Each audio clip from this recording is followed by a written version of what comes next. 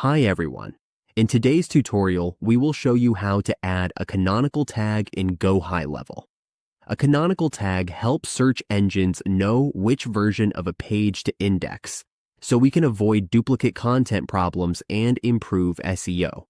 Let's get started. First, we go to the Gohighlevel dashboard. Once we are in the dashboard, we click Site on the left side of the dashboard. Then we click our panel to go to Edit so we can access the landing page editor. Once the site loads, we click Edit. Now, we click this tracking code section. This is where we will paste our tracking code. If we do not have a canonical code, we can search for one using ChatGPT or Google. Here is our canonical code. We just need to right-click this one. Let's edit our domain and copy this one. Now we will paste it here in the space provided.